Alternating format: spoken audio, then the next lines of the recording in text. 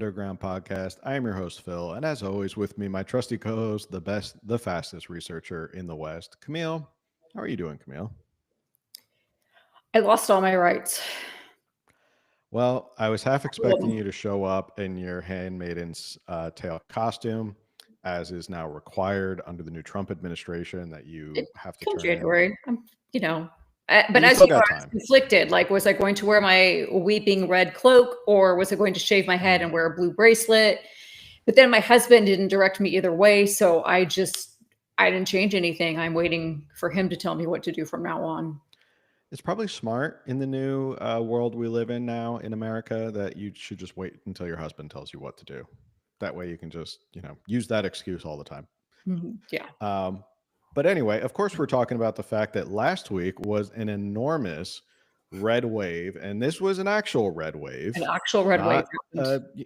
not like a hyped up red wave, not like a we think it's going to be a red wave. It was an actual red wave, and obviously we're tongue in cheek. We're making fun of the people who think that like Trump is taking away their rights immediately because that's how the U.S. government works. Is once you're elected president, you're immediately the president. Um, I think But if you think also, that's what I mean, happens, we can maybe you dive shouldn't into vote. it. What rights is he taking away? Well, supposedly everything. Supposedly women Right. won't be able to do anything or drive or make decisions for themselves.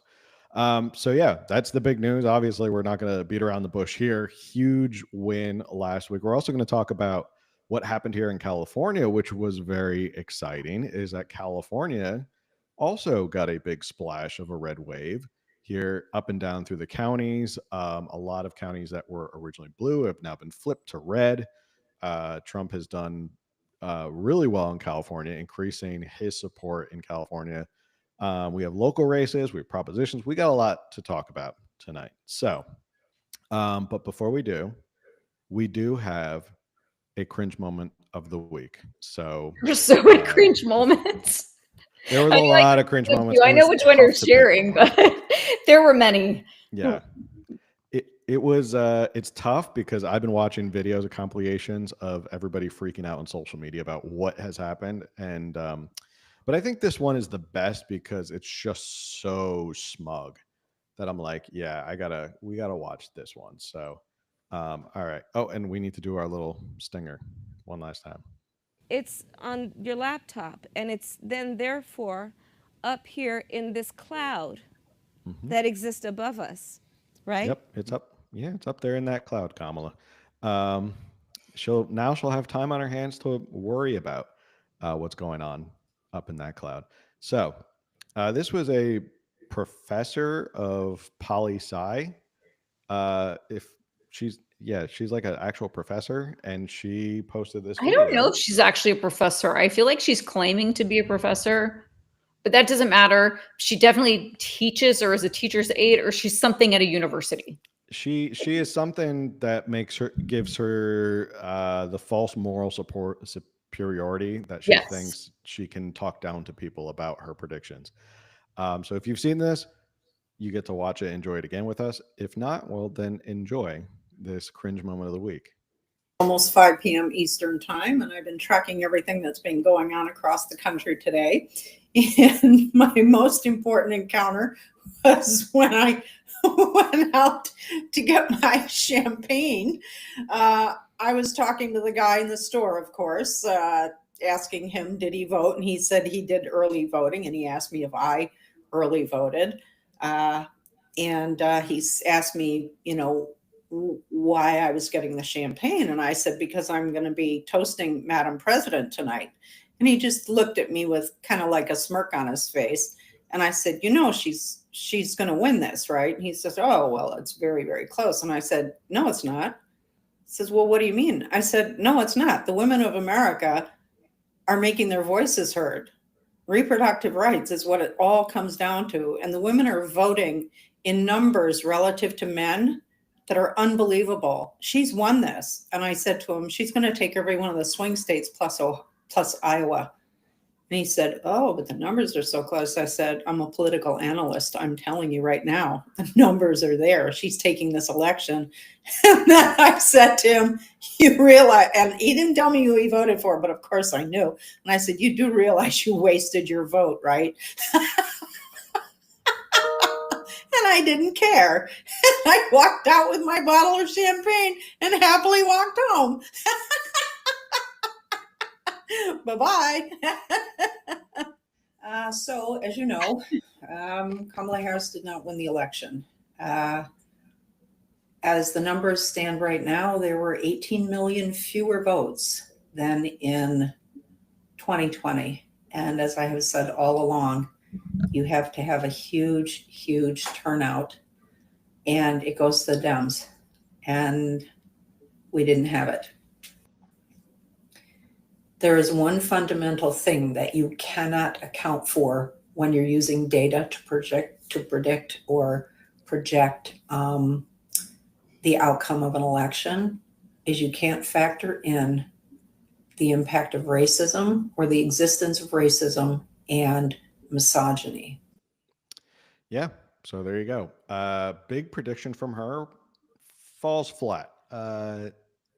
This is political analyst and former poli-sci professor Dr. Arlene. So she was actually a professor of Okay. political science. And her projection was that Kamala was going to win every single swing state plus Iowa. And she could have not been more wrong. Instead, we all know what happened is Trump won every single swing state, and he won Iowa. I don't want to pat myself on the back, because we can get into our predictions and were we right or were we wrong. I had predicted that Trump was going to win by 311 electoral votes. Now, I had a couple states off. I picked Virginia. I didn't pick Michigan. But either way, it was one You picked electoral vote. Iowa. I did pick Iowa. I didn't think Iowa was actually in play. And for some reason, people thought Iowa was. There was that one Seltzer poll that came out, and everyone was going, "Oh, she's up by 3 in Iowa. It's in play." And then he won by like 12 or 14 points anyway, so it wasn't even really that close. But I don't want to pat myself on the back and say like, yeah, I predict, but it just feels like the more I see these people who predicted that Kamala was going to win by like a landslide, I just wonder, like, what world are you living in that you thought Kamala Harris was going to win by a landslide and take every single swing state plus Iowa?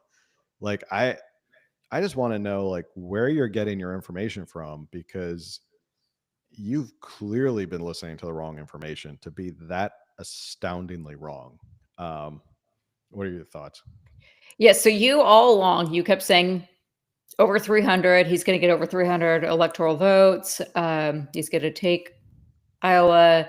I felt like Trump would win, but I did not predict any sort of landslide. I thought it would be very close. I thought election night was going to be like Kamala's in the lead, and now Trump is in the lead, and now, like that's how I thought it was going to go, and I was clearly very wrong about that.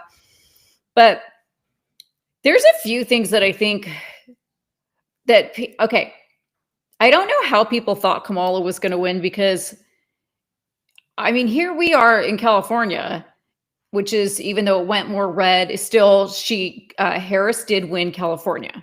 But yet you and I have witnessed on many occasions all these Trump rallies and Trump trains and Trump this and Trump that. And that was never happening for Harris. There was rallies, but these like massive, the boat parades and the constant caravans and everything, like that was not happening. Also, I feel like the left hates Musk so much that a lot of them were staying off of Twitter. And I think we were seeing real news. They were paying attention to, and I'm not saying this in a judgmental manner, but if you're paying attention to mainstream media and you were not on X, you were very behind in what was going on. Very behind. Like, there's a lot of information out there that is not on the mainstream media. And so it was like, we were seeing all these favorable Trump things. And therefore, we were making our predictions based off of like, this is going on here, here, here, all across the nation. And it's not happening for Harris, or at least not on this anywhere near the same level as it was for Trump. Yeah, there's the scientific, which is you can look at the numbers, you can look at polls, you can look at aggregate polls and all that stuff. But there's also this like qualitative aspect of looking at a presidential election and go, this person has it this go around. You know, it just, to your point, like there was more enthusiasm, there was more excitement, there was more people doing stuff for Trump just organically, like having these boat parades, like having these demonstrations. And a lot of Kamala stuff felt very, well, now with all the numbers coming out, Right. I was going to say, now we know. Now we know for sure that a lot of this was fake and that a lot of it was just paid off and like mass produced. You can just tell there was like a different energy behind Trump this go around. And it was one of those things where I don't know how to describe it or put your finger on it, but you could just feel like the energy was behind him. It was really his election to lose.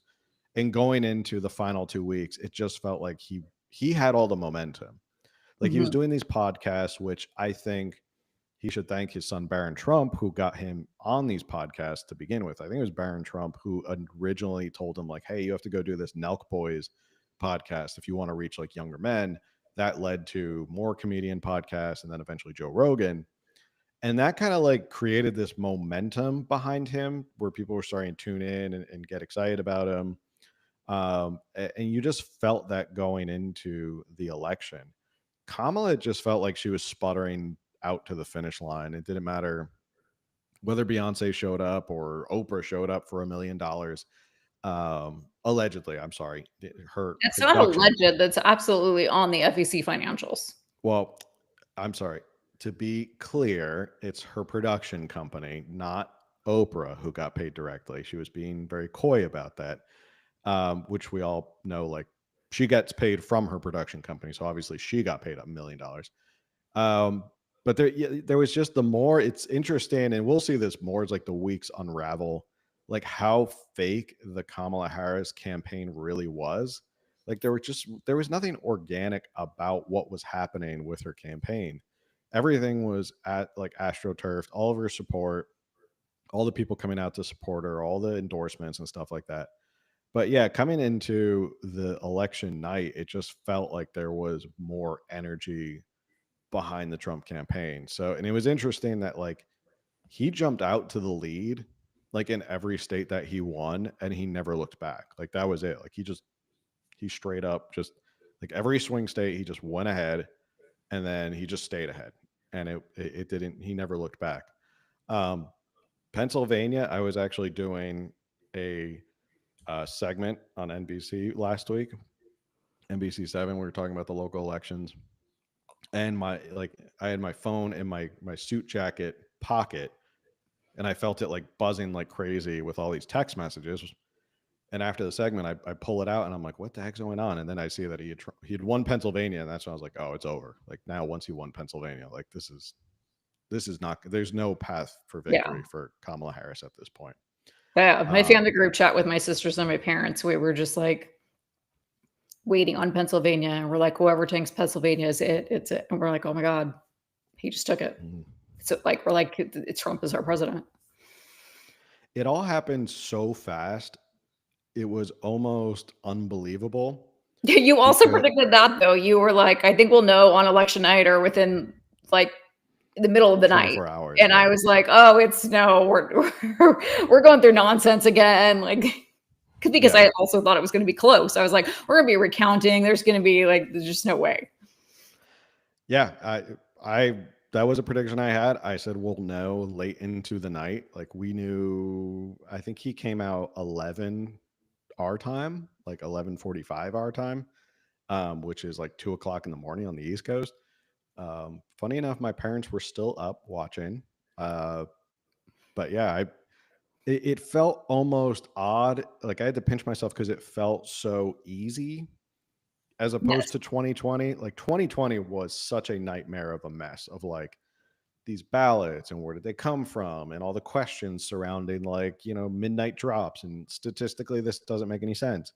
And then all of a sudden to just have a clean election where he got ahead, he won the states, they called the states, they didn't like drag it out.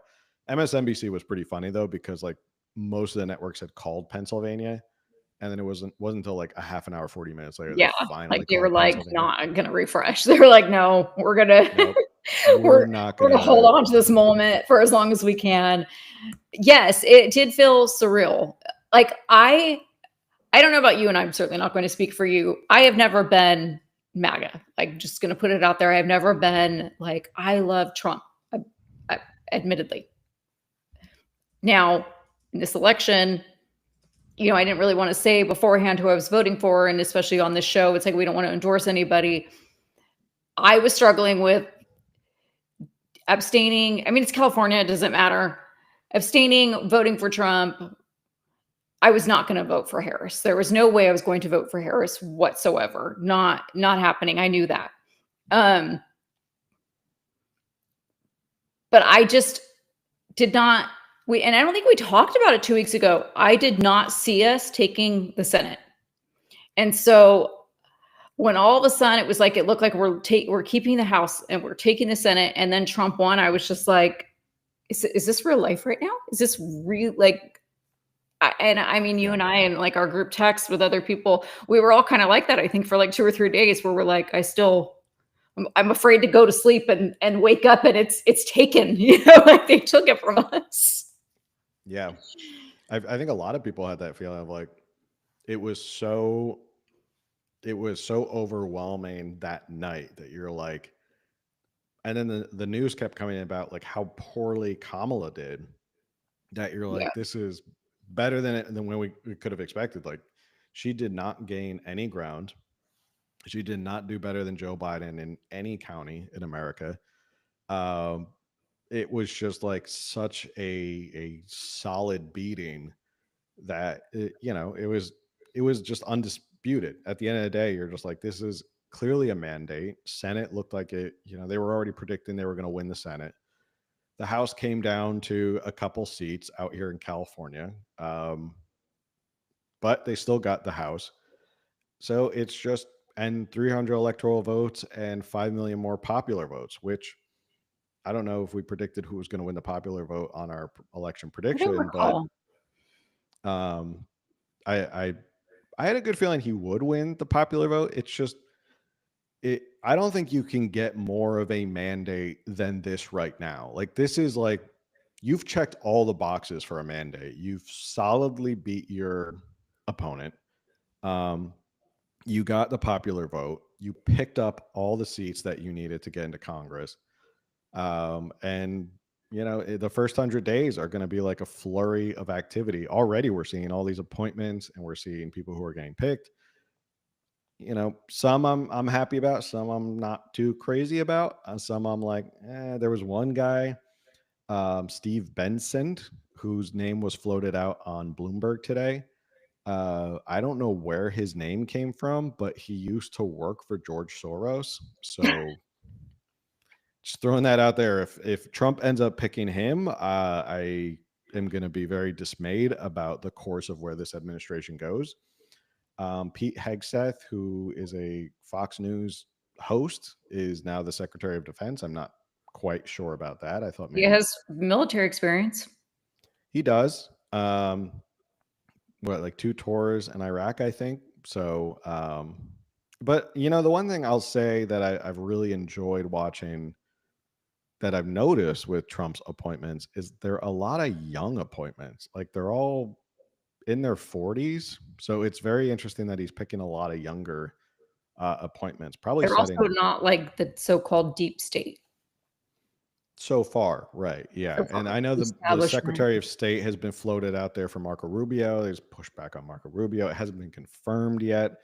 We have Mhm. Vivek and Elon, who have been announced. We haven't found out what Tulsi might be doing in the administration. I think she'll probably get a seat. But regardless, it was overwhelming, and he gained in areas that were, I don't think people were expecting, and it was it was the most fun not watching Fox News, who were about ready to pop champagne and celebrate, but like switching back and forth between CNN and like MSNBC. MSNBC was like in shock. They were they couldn't believe what they were seeing. They couldn't believe the numbers that he was putting up, like the Well, clearly, demographics that he so was was that reaching. professor and her Clearly, yeah. champagne party. But I think that, and I said this to my wife, I said, this is like, you watch MSNBC, and I watched it for a couple days afterwards because I was like, I got to see like how they're going to talk about this, because they're just so apocalyptic about this, that it's gotta be, it's just gonna be fun to watch. And you watch what they're saying and you go, this is how people believe the stuff that's out there about Trump. Because Mhm. on day one, I put on MSNBC and it said, the cryon at the bottom said, America braces for authoritarian administration. And you look at it and go, what? Like an authoritarian administration? Like this is what you're pushing out to your viewers in like bold red color, like, oh my gosh, this is so scary. And you watch MSNBC and you go, this is how people like that professor end up so deluded as to what's Mhm. going on in the real world. They just don't understand it, and they get shocked when they're like, what do you mean all these people voted against our party? And they don't like the idea of transgender rights, or what do you mean that transgender rights are not at the top of their ticket or something like that, that's most important to them. So it is CNN very had a interesting. similar. I took a screenshot, and I don't have it pulled up, but they had something similar, and that's why I took the screenshot, because it was so like, I can't, America is bracing itself for whatever Trump has coming. Hmm. And didn't we all live through his last presidency? Hmm. That's where I'm confused, like genuinely confused. He appointed a conservative, Supreme Court justice, and then of course, 2021, right, was when they overturned Roe v. Wade and gave it back to the states. But like, Hmm. that's how it's going to stay. He's not. And there was another cringe video that I had sent you where the woman, I don't know what the context was, I don't know what her point was, but she was like, thanks to my family, I'm spending Thanksgiving alone at home here with just my dog and my 17-year-old daughter, who now I have to make her get an IUD thanks to Trump. And I'm thinking, I'm confused here. So you are all freaking out that he was going to ban contraception, but now you're talking about you're going to take her to get an IUD because, I don't know, you're afraid she's going to get raped, or she is sexually active, but you were just going to have her have an abortion should she end up pregnant. Like, I'm baffled by this. And so it's like, if you were so afraid of that before, why didn't you have her on some form of birth control? If you either know she's sexually active or possibly is going to get raped, then why were you not taking, like, Trump winning didn't take away anything. No, it didn't. Especially here in California. Well, you had sent that video about Katie Porter, and Katie Porter, who is likely going to run for governor in 2 years because for some reason she's popular with her whiteboard. I don't get it. But she went on a local news with Alex Michelson, right? Whatever news Yeah. network that is. And she had to tell this story about how her daughter came home crying and she was afraid that, if she 12-year-old gets 12-year-old 12-year-old daughter, if she gets pregnant or she gets raped and she ends up pregnant, like what's she going to do in Trump's America, and she won't be able to get an abortion. And you look at it, you're just like, well, first off, you're in California, so nothing changed with the overturning of Roe v. Wade. Like, you're probably in one of the most progressive or liberal abortion states, so there's no concern there. Like, you're, as long as you're in California, you're fine. But it's just this fear mongering of like, yeah, Trump is somehow going to overturning Roe v. Wade and make it the opposite of what Roe v. Wade. Like, it's going to be like, the photo negative of Roe v. Wade. We're Even literally a though, sanctuary state for abortion. yeah, I California mean, has you said saw like my we're not going to tweet, listen to like what I anything had about said about abortion. her, which not that this is about me, but I was horrified as the mom of I have a just turned 13-year-old, an almost 17-year-old, and a 15 and a half year old girl daughters. And I was absolutely horrified if that conversation is even true, because that is on her. That is somehow, some way, she has led her daughter to believe those things. And even if her daughter's being told different at school, she should be the one having these conversations with her daughter. And if that's her stance is like, if you get pregnant, it's okay. We can have we'll take you to have an abortion. Then she should be having these conversations with her daughter and like letting her know it's fine. This isn't going to happen. But also, as I mentioned in my tweet, Katie Porter is soft on crime. Like she votes for soft on crime policies and politicians. Mhm. And so that's where I will never understand the mentality of, if my daughter gets pregnant by a rapist, she needs to have an abortion, but the rapist should walk free. I will never understand that mindset. Yeah, it's pretty crazy that they're just. I don't want to get down this like rabbit hole about abortion, but like the logical leap from like, well, if my daughter is sexually active, then the only way to prevent a pregnancy is an abortion. It's like, hold on. I feel like there's some steps in um, between like what happens and like, you know what I mean? Like, why is it the first form of birth control has to be an abortion? Right. There's preventative measures. Many. So I mean, I don't there's a have to go lot over of that with you. preventative You know measures. this. So it's like it just seems like yeah, it's an odd argument to make, and especially here in California where nothing has changed when Roe v. Wade. We enshrined it, didn't we? Enshrine it in our Constitution that it's Yes, like we now did abortion in is enshrined in the 2022. Constitution. Yes. So that was But just, yeah, like I don't want to go down this beating of abortion either. Like I'm not even here to argue right or wrong with it, but that's just, Katie Porter just wanted to start the conversation of women's rights because liberals really have no other logical thing to run on. And so she's obviously going to run for governor or who knows what, but likely governor. So she just basically went on the issue is shows and wanted to, cry about women's rights so that she can now run on this issue. And people would be like, yes, yes, Trump took away our rights. Thank you for standing up for us. And yeah. obnoxious. Well, I guess at the end of the day, and that's the funniest thing, is people who didn't understand what was important is that at the end of the day, can't pay your rent and buy groceries with abortions. Sorry, that's the bottom line, and it's always been the economy. It's James Carville's always says the economy's stupid.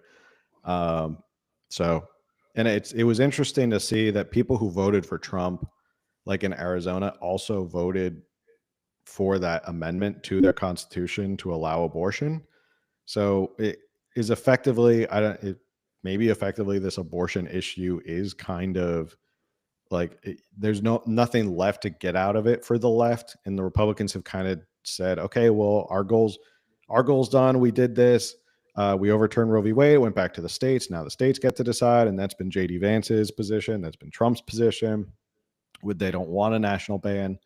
So yeah, it's interesting to see if maybe that is over. Oh, thank you to AM Body in the chat.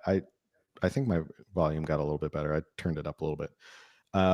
So yeah, Trump won big, and I think that's the main message here. But we do have a lot of other stuff to get to. This is a California political podcast, so we do want to talk about Trump for a little bit. The big thing with Trump, though, is obviously the swing to the right here in California. And I think a lot of people were shocked at how much ground he picked up. Now it says 12 points. It's kind of fluctuated a little bit as more votes come in, but regardless, the numbers are I'm really, looking at really. numbers. Sorry. I'm not like You're just checking out of the ignoring box. me. You're just like I'm just like, keep talking. I'm playing games right now. you're playing solitaire or something or Candy Crush. Yeah, I think the fact that there was such a, and this is why we keep saying, like, you cannot give up on California. People who keep saying California's lost, it's gone forever, forget it, like it's deep blue, it's never coming back. This election proved that California, there are people here and it's prime for a comeback. Like, there are people, you can change voters' minds. Good policy ideas and good messaging works in California. And that's what we've been saying for a long time, is that you just have to actually do it. And you have to stop pretending like California doesn't exist and actually go on offense. Now, I think there's a possibility, and I would urge President Trump, not that he's listening to this anyway, Totally. but like, show up in California, show up and do a rally in LA, show up and do a rally in San Francisco. Like, make people remember that we're still out here and there's lots of people out here, or do it in the Inland Empire somewhere like you did previously. But there is a chance that if you can start pushing the needle a little bit, and this is what we talk about, this progress to purple kind of idea, it helps change the culture and the voting demographic here in California, that can potentially swing so much of California back towards the middle.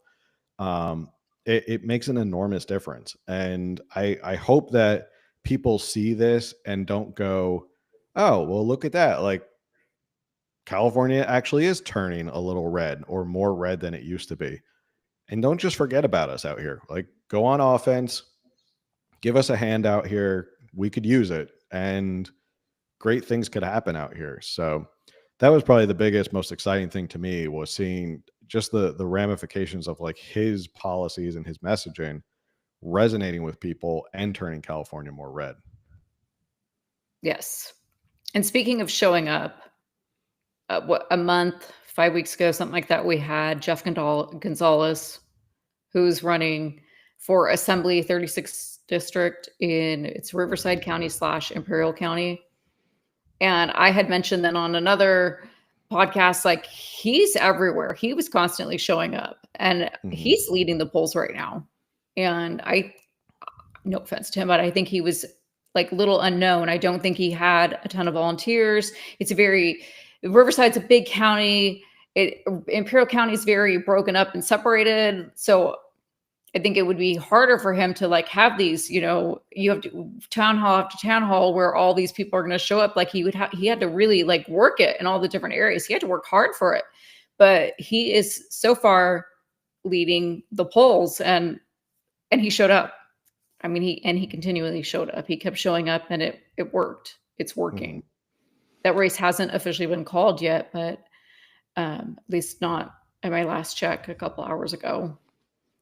Yeah, he's holding on. So the last time I checked, which was today, and let me double check right now. Nothing new has happened. Riverside was supposed to update at 6. I don't know about Imperial County, but then I don't think that Riverside actually updated. Let me see. So it looks like he's still up by over 2,000 votes, 51 to 49%. He's still up by 2 points. Okay. So, and this is a seat that, like, it was Democrat. It's a chance to flip it. And yeah. There was it was red prior to that, and then we lost it. And now he's getting it back. Who was the other? Leticia Castillo. What district was she running in? Also Riverside. And she, at the last update, so they were supposed to update, the 14th update is the last one, but that was updated, I think, yesterday. And there's supposed to be a 15th update that was due at 6, which it's not up there yet, but maybe tonight. But she was leading. Okay. So this is the ramifications of like not forgetting about California, and like, show up. Just show up and make your appearance known and talk to people. Here in San Diego County, locally, this became a big issue on CNN and MSNBC and a lot of the corporate media. Latino men were breaking heavily for Trump more than ever. The biggest break towards Republicans here in San Diego County was in the South Bay, which is more Hispanic. And that if you are part of the GOP in California or any of these counties, you should be looking at that and going, okay, this is something we can work with and not fumble the ball here. Like there is an opportunity here, and it's basically like Trump is giving you this on a silver platter for you to go in and go, okay, we can take these policies and this messaging and go forward with it. I'm pulling up what I sent you on whatever. I need to find it. About there was actually a flip of like more Christians voting. Whoa, let me see.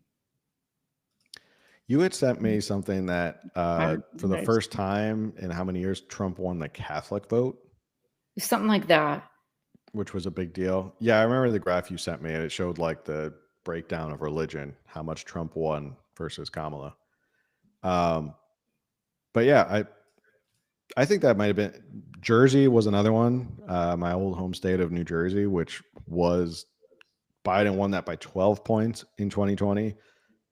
Kamala only won it by 5 points, which I think by the next time, Scott Pressler has already said he's going to go out there and start registering more Republicans.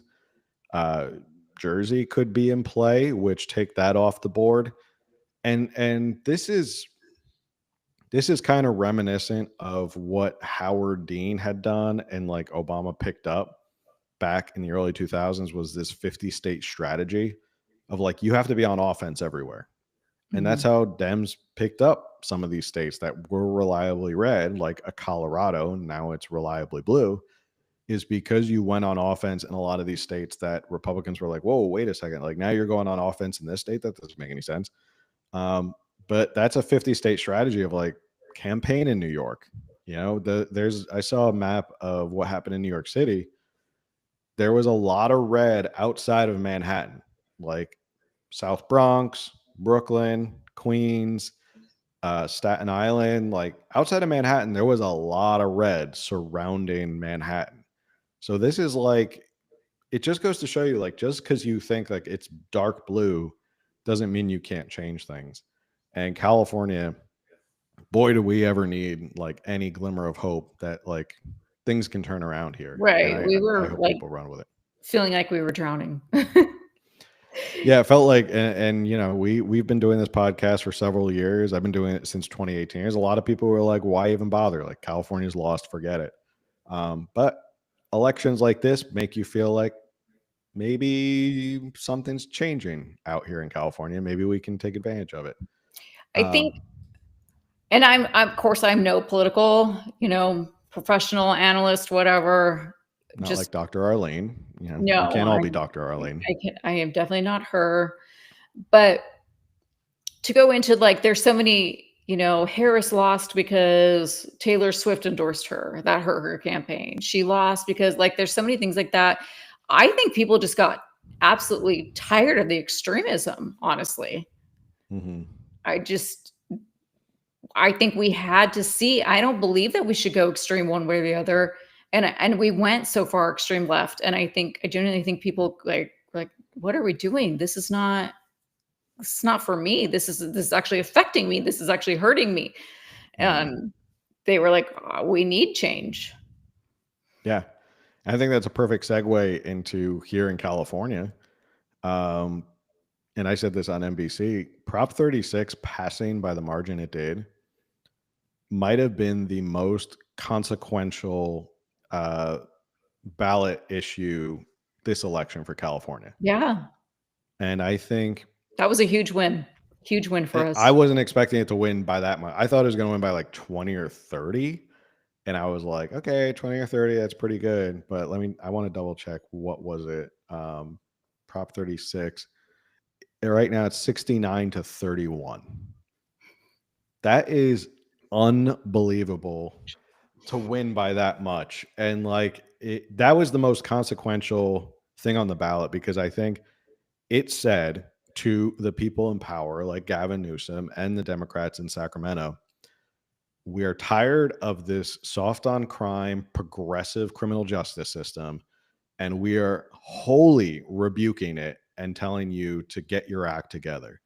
And it's not just this election. I think obviously Gavin Newsom, his ego was hurt. He said something at a press conference about, I saw the numbers and I couldn't believe what state I was in. And it's like, well, the state's horrible. The state is in bad condition crime wise. Um, and he took it personally. I think he took it personally because he supported Prop 47. Kamala Harris wouldn't tell anybody what she voted on Prop 36. I think by her not telling anybody, she probably told us all what she probably voted. But I think it shows that we are not going to take it anymore in terms of this uber left progressive soft on crime. George Gascon was soundly defeated. It wasn't like even close with it. I mean, if you had said a former Republican is going to win district attorney of Los Angeles County, Los Angeles, it's just like, what? And Pamela Price was recalled up in Alameda County. London Breed lost. London Breed lost. These are a lot of things that people are just across the board and up and down the state are saying no more to like far left progressivism. Even in San Francisco, far left progressivism is not as vogue as it used to be. It's not such a winning thing. And I know Scott Wiener's crying on Twitter about it for the past week or so. But I think Prop 36 he did win. He was reelected, of course. Well, no shocker there. But I think Prop 36 sends a huge message to those in power in Sacramento. And it says, we're not listening to the progressivism anymore. It also says to anybody who wants to run for these seats, assembly, state, senate, stuff like that, they're going to look at how you are on crime. If you're soft on crime, they're going to be like, nope, sorry, you're out. And it's going to force politicians to get tough on crime. It's going to force a lot of politicians to moderate their positions. I think this is honestly, that's the biggest win for California. Is outside of the obviously flipping how many more counties to red. I think this winning by an absolute landslide, decisive victory, it is probably the biggest win for Californians in this election cycle. What are your thoughts? I have an unpopular opinion. Okay. I know everyone's talking about how Gavin Newsom's going to basically be the leader of the Democratic Party now. And, Harris is California, but she hugely lost the election.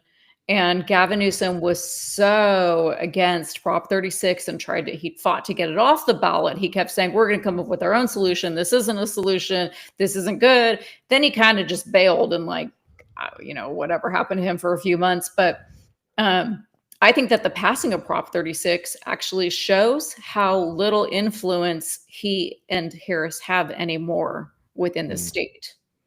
I think, and I know that they tried to recall him again and that hasn't gone anywhere. But, we didn't flip the majority of assembly seats this time around. There's hope for next time as long as we keep up this momentum. But I don't think that California is going to get a Republican governor in 2026. I don't believe that. Even if we have great candidates running, I don't think California will go that far in 2 years. But there is hope that as long as we keep up this momentum, that we will be able to, stop the supermajority in the assembly. Mm-hmm. And anyway, that's just my opinion on their influence. I think it's fading. I would agree. I think, which for him is probably devastating considering he's licking his chops to run in 2028. And it kind of, again, it goes to the ego. He thinks he's fantastic and wonderful and everything he does is just the most amazing thing ever. But it does, to your point about, will there be, are we going to flip it to a Republican governor in the next couple? Probably not. It's going to be a lot closer. I mean, look at Brian Dahle. Brian Dahle did the best of any Republican governor since Arnold Schwarzenegger. So it shows he picked up ground where other Republicans had it. Now, if you get a Sheriff Bianco or someone like that, who's very popular, who's got momentum and stuff like that, I always think you have to be bold here in California, and you can't you can't be wishy-washy about your policy, but you got to go in there and be bold. And if you're going to run for a big office like governor or senator, which was my biggest critique about Steve Garvey, is like technically what a loser he was because he won the primary and then he just gave up on campaigning. But okay, so maybe you don't have a chance to win. You do have a big platform, though. You're running for Senate of the United States of America. Just like if you're going to run for governor of California, you better use that platform to push policies and reach voters. And you may not win this election, but if you pick up 5 points or more this election, then the next person in the next election cycle picks up more. Maybe you help those down ballots. Maybe you help break the supermajority. So, Right. it's really about like, it's just a matter of effort. And it's tough to ask people to dedicate so much of their life and hard work and sacrifice and put themselves through that stuff to essentially accept that they're probably going to lose. But it's for the greater good down the line. But it has to be done. Like, it has to be done where it's like somebody has to kind of take the ball and move it down the field a little bit more. And then the next person takes the ball and moves it down the field a little bit more. And before you know it, 10 years from now, you go, whoa, all of a sudden it's a balanced legislature. Things are starting to calm down. Who knows? And then you look back and go, remember when California was a deep blue state and now it's a purple state? Like, now it's a battleground state. Who knows? But you gotta put in the effort. You gotta be a little bit aggressive about it. So, Right. I agree. speaking of other propositions, just to give everyone a rundown. So Prop 36, as we said, is probably the most consequential. Other ones that failed were rent control, which I think we had predicted rent control would fail. So far, regarding our predictions, we were all right that Trump was going to win.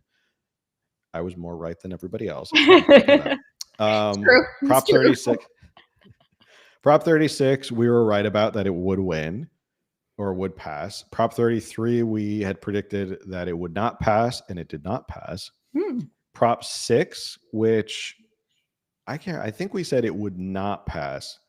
And as people came out and analyzed it, I was reading an article about this, what we brought up, which is that it kind of was confusing, Prop 6, and the idea of like voting on involuntary servitude or slavery in the state kind of confused people to be like, why are we voting on this? I don't get this. So that failed.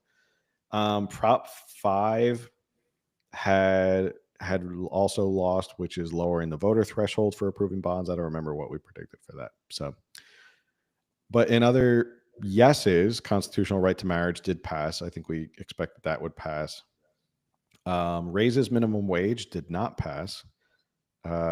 Finally. 35, which you and I, we discussed it, and we still kind of were, I still don't understand it. I voted no. Passed by a large margin. So, which one? That was something to do with pharmacy payments. What maybe I don't remember. Prop 34 restricts spending on prescription revenues. Oh, okay. That barely passed, 50.8% to 49.2%. So that barely passed. And 35 was the provides permanent funding for Medi-Cal. That's the one that that was the Medi-Cal tax is going to go specifically for Medi-Cal. It won't go into the general fund. That did not pass. That did pass.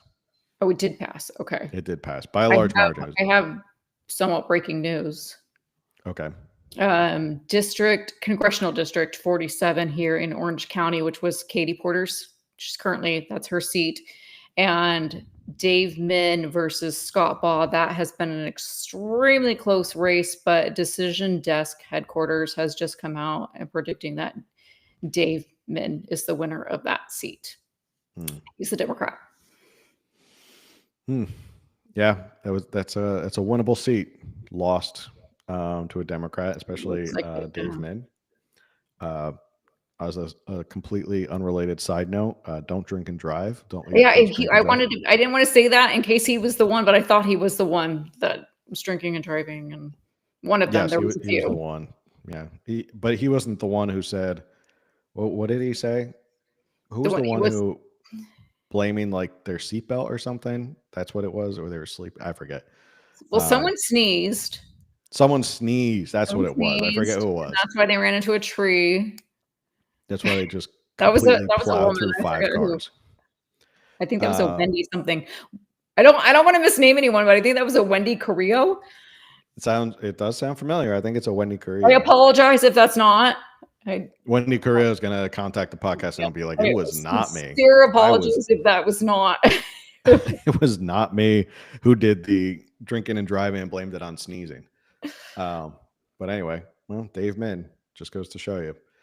Yeah, and that's weird in Orange County that they just can't get their stuff together. Young Kim, I know she won pretty That's my early girl. on. I mean, she's my representative. She's your representative? Okay. I think we got swept down here in San Diego. Yeah, let's talk about that because we had a few predictions, and I think we were right. Yeah, with like every single one of them. Yes, we did predict that Todd Gloria would win. He did win by a resounding margin. He was like 10% ahead, but last I checked, Turner has not conceded because he's waiting for updates, but the numbers aren't there. You're not going to make up 9 points. So that was a pretty decisive race. We had predicted Gloria would win. Unfortunately, Carl DeMaio did win over Andrew Hayes. Or that was our biggest. That one, it was hard for us to predict. That was, I think, the most hurtful thing that happened. And he won by a lot, too. I'm not there, but he won by a lot, which is kind of sad to see that many people ended up voting for him. I hope that Andrew Hayes will stay in politics and fight because I think Andrew Hayes is such an intelligent man. Yeah, I think he will. Cares. I don't think he's going to go anywhere. Tara Lawson Reamer won for county supervisor versus Faulkner. Against Faulkner. I will stand by this, that I think Richard Bailey was the correct choice for that district. I think he would have done a little bit better. But, you know, that the local party had different plans. And here we are. We have Todd Gloria back as mayor, and Tara Lawson Reamer will likely be the next chair of the San Diego County Board of Supervisors.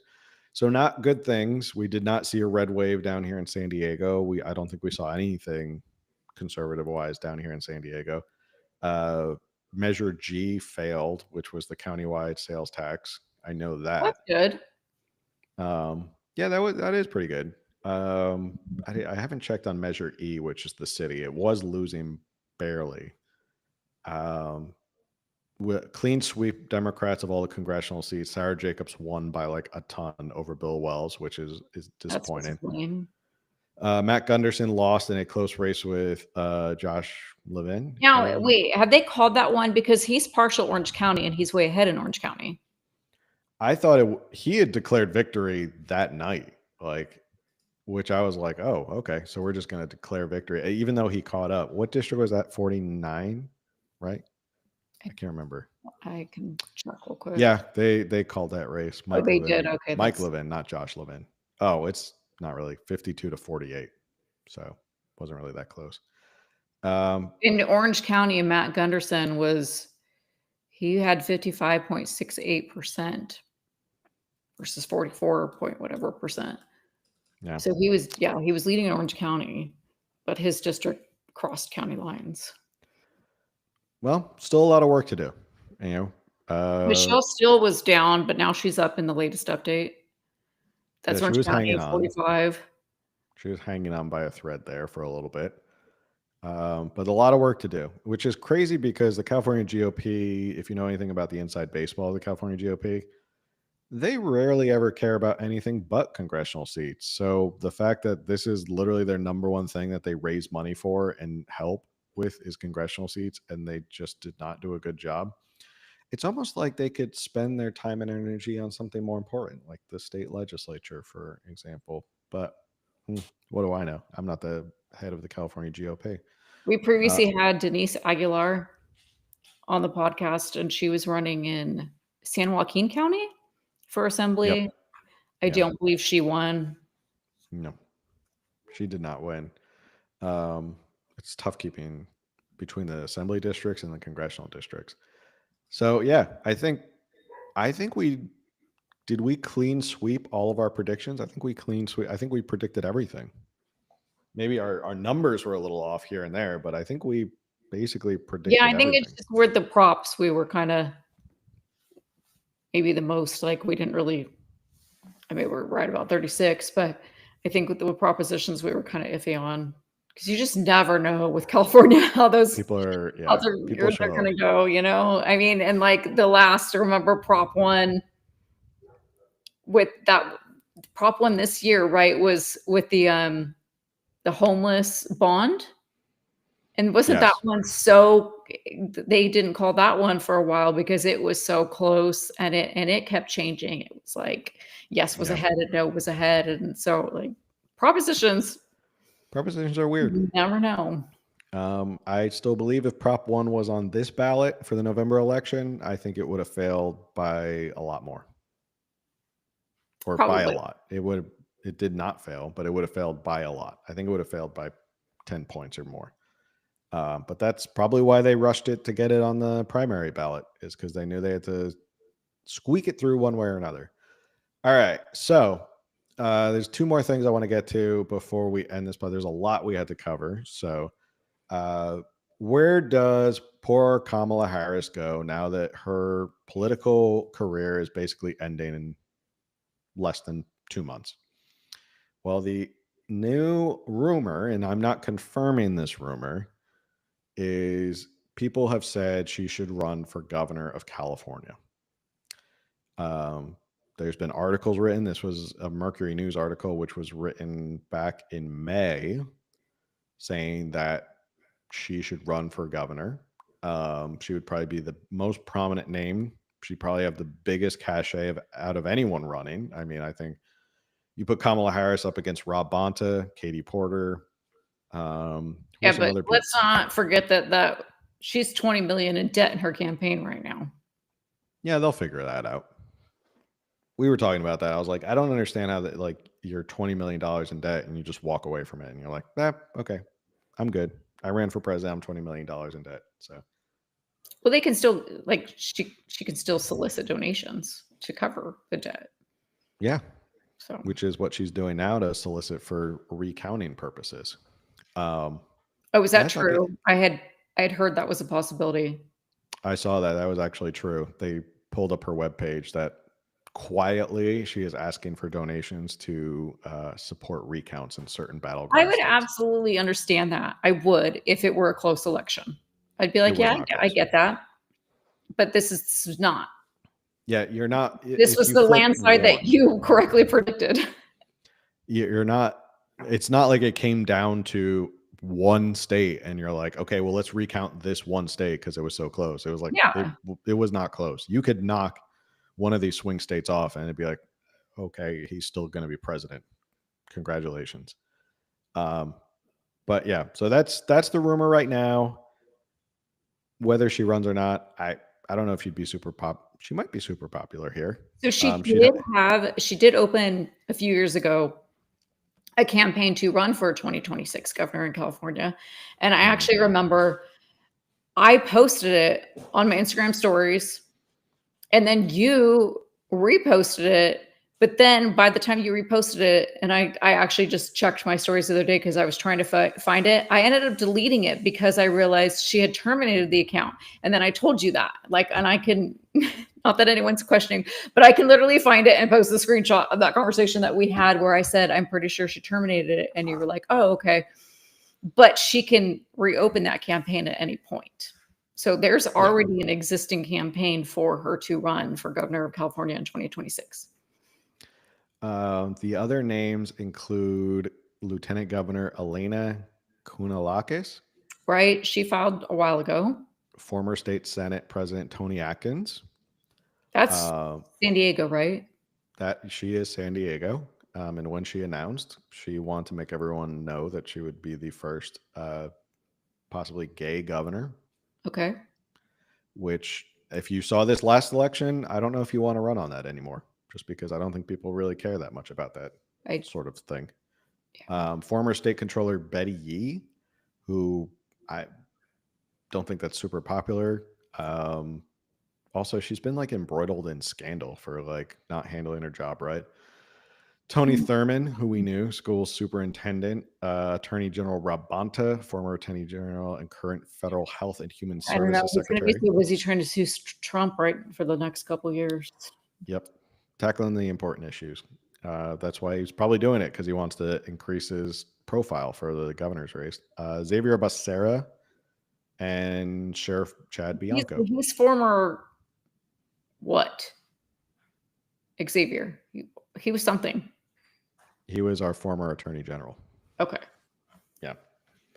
And then I didn't know this, but when she ran for Attorney General in 2010, before the primary jungle system, she would nearly lost to Republican Steve Cooley, then the Los Angeles district attorney. He almost upset her despite the Democrats' huge voter registration advantage. She won by just 6,000 votes out of 9.6 million cast. Oh, wow. Okay. So even see those local elections, they really do matter. They do make a difference. Then she went to Senate seat, and she still got only 39% of the primary vote before easing through the runoff with 61%, which is still an underwhelming performance. So she's not even that entirely popular here in California, even though she's won those seats. She did not have rousing support. So far, the majority of people that have filed are Democrat. Yeah, I mean, it's just like a huge Democratic field, and Sheriff Bianco is obviously the front runner for the Republican. Okay, so wait, I'm sorry. To get to this. Officially filed? He hasn't officially filed, but okay. I think it's basically in the bag that he is going to. All right, I'll let you get. All right. Next part of, and we're going to end on this. Who's ready to make way too early presidential predictions for 2028? Sure, I'll throw some. Do they have? Wait, are you wanting to talk about who's going to run, or? Right. So I would assume, and this is why it's way too early. I think if everything goes well with the Trump administration, JD Vance would likely be the number one contender. It doesn't mean he's not going to go through a primary. But I would say JD Vance, he's the young guy, he's the up and comer. If he does well and Trump is happy with him and then supports him, I could totally see him being the Republican nominee in 2028.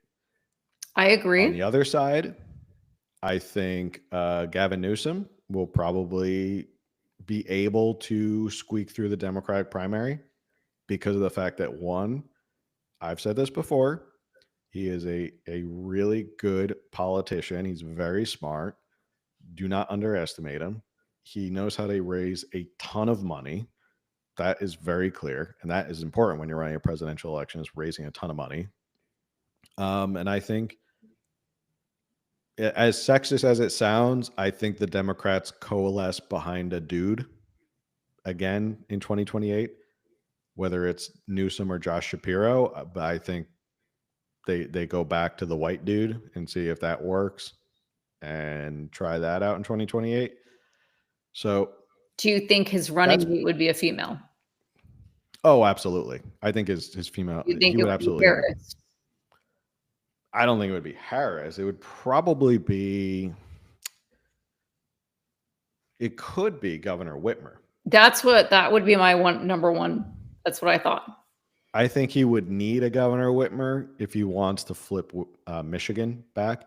Now, what we have on the screen is my old prediction, so don't look at that as like. Then why is it on? I should probably. No, I'm just kidding. I should I'm going to reset the map. So this is actually how it went down. So we're going to reset it to what it actually says. So this is the map as of 2024. So okay. We're going to play assuming that it's Newsom versus JD Vance, right? We'll just go ahead and say it's. You didn't name JD Vance's running mate, and I'm just going to throw. I think it'll be Tulsi. I would agree with you. I was going to say it's going to be Tulsi Gabbard as well. So we didn't even talk about this beforehand. I had no idea you were going to do this, and yet we completely agree with who we think is running. That's Well, that's why it's more fun this way, is because we didn't plan this. This was not scripted. All right, so this is the 2024 electoral map. We can go ahead, and I think we can say Washington, Oregon, California will obviously go to the Democrats. Nevada, Colorado. I mean, all these states in between. Let me just like take all this out. Can I do that? Okay. So I'm taking all these out. These are all the red states. Obviously, will continue to be red. Let's say Wisconsin. That's a toss-up state. Illinois. I think Illinois will stay the same. Pennsylvania. I mean, you can say Ohio. Are we ready to say New Jersey is a toss-up state by 2028? I don't know. I don't Why not? know. I mean, you would know more than me. I'm going to put Virginia in there as well. We'll say North Carolina. Oh, you're going with Virginia again, huh? I think Virginia was very close. I think they made Florida. I'm not even going to put in like the toss-up category anymore. I think that Florida is deep red at this point. He won by like 16 points. It's not even close. So yeah, that's the map as of right now. I think we with the current, let's say it's tiny. Did you take Pennsylvania out or? Yes, Pennsylvania I took out. So Pennsylvania, Virginia, North Carolina, Georgia, Ohio, Michigan, Wisconsin, Minnesota, the blue wall. Threw in Jersey as a toss-up. It was only 5 points. You can pick it up. California, Oregon, Washington, obviously, Colorado, New Mexico, and then the swing states out here. Oh, I don't know why Utah is red. Nevada and Arizona. So assuming that, like, if you're going off of the current map and you flip all the states back to toss-up, Republican J.D. Vance would already have a 202 to 189 advantage. So let's work westward to eastward. Scroll the map up or down or whatever, because I actually can't see the count. Okay, there you go. The count wasn't on the screen. There you go. So assume this is J.D. Vance and this would be Gavin Newsom. Yes. Okay. Moving west to east, who do you think wins Nevada? J.D. Vance or Gavin Newsom? I saw some tweets today that Nevada's actually annoyed with some policies like what's going on with gas here, because on the border, it's affecting gas prices in Nevada. And so I mean, that's only the border, but maybe people are going to start to get fed up enough. But I don't know. I think Nevada will probably still go blue. You think it'll go blue? I think it'll go blue. Even though it went red this time. Yeah, it's hard to, I get. Would you like to say it leans a certain way? I think, okay, that is hard to say, because of course we have no idea how this is going to go the next 4 years. True, but that's why these are way too early. We're playing this game. Way too early presidential predictions. Like, okay, I confidently feel like Arizona's going to stay red, but I don't confidently have an answer for Nevada. What do you think? I think Nevada has been trending more red. They have a Republican governor. I think they just instituted state voter ID laws. I want to talk about Great Lake for a second since we're talking about Nevada. I just want to say sometimes they're just not that into you. Yeah. Like, I don't think it's controversial that they voted for Trump but didn't vote for her. I don't see that as any weird fraud or controversy. I just think she's somewhat popular, but not that. Anyway, sorry, go back to your Nevada. I think Nevada stays red if, the Trump administration does well for them. Like the economy, state voter ID, I think just passed. I think, to your point, if Gavin Newsom is running, that might be a detriment, because I think there's a lot of people in Nevada who do not like the fact that there has been an influx of Californians and that policy into Nevada. Okay. So I think it might have the opposite, kind of like with Arizona. I think it might have the opposite effect of, like, I don't want Gavin Newsom as president because I've seen what his policies leaking across our border has done for us. Good point. So I think he can hold on to Nevada. Okay. All right. Minnesota. Blue. I would agree with you. I think Minnesota stays blue. I don't think it's going to change. Might get a little closer. Wisconsin is tough because it was very, very close. And it's sort of Just leave that as a toss-up.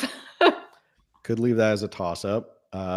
Michigan, which again, if it's a Governor Whitmer as his VP, does she carry the state? So if we assume that it's Governor Whitmer and she carries the state, we can say Michigan will go to Newsom. Ohio, Vance isn't losing Ohio. He's from Ohio. It's been consistently red the past couple elections. Agreed. Let's do some of these other ones. Virginia, very close this time around. But I think Newsom will be able to get the suburbanites out up in Fairfax County. So I think that goes blue. Okay. North Carolina, what do you think? Blue. You think North Carolina flips to blue? Okay. You can put whatever you want. A lot of the coastal, the cities, the counties, the states, they tend to stay or go blue. I don't know. But then again, Okay. Newsom, he's popular and he's also a disaster. I would say a state like North Carolina, and while he's a good politician, he's very charismatic.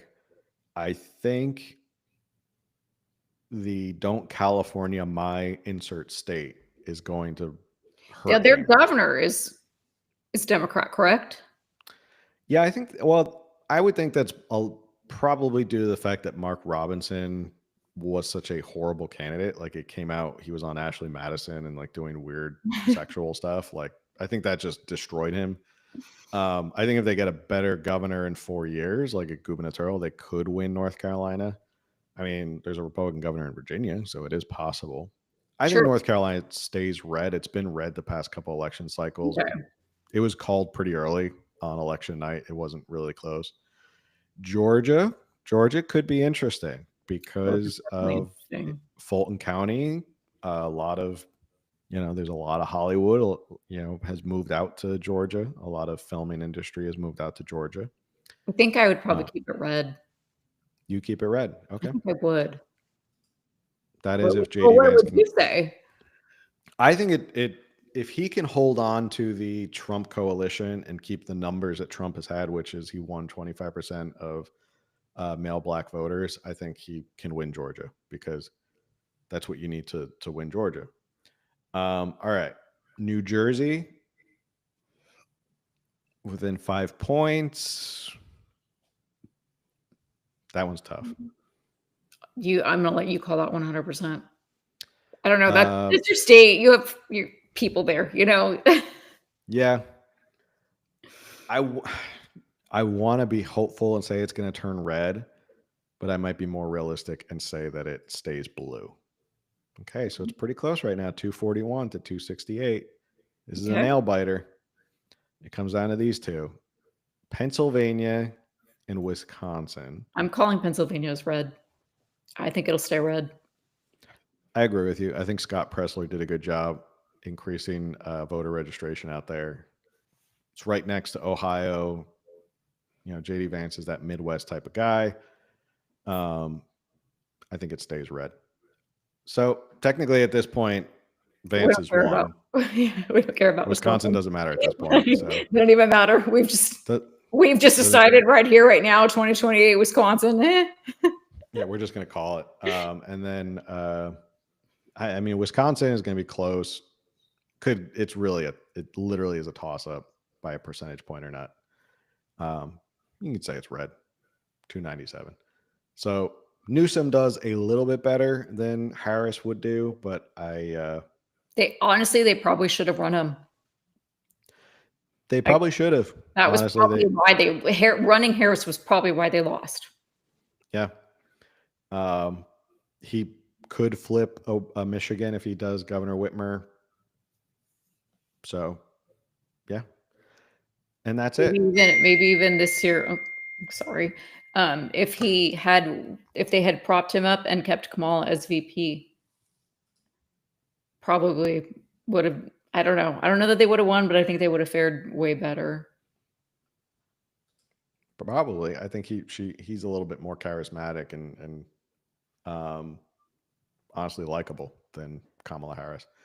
But that's probably why they wanted to save someone like him for 2028, so he could actually have a real campaign where he starts in 2027 and does the True. primary. Doesn't it feel like they just were kind of like, we're going to run a campaign, but we know Trump is going to win?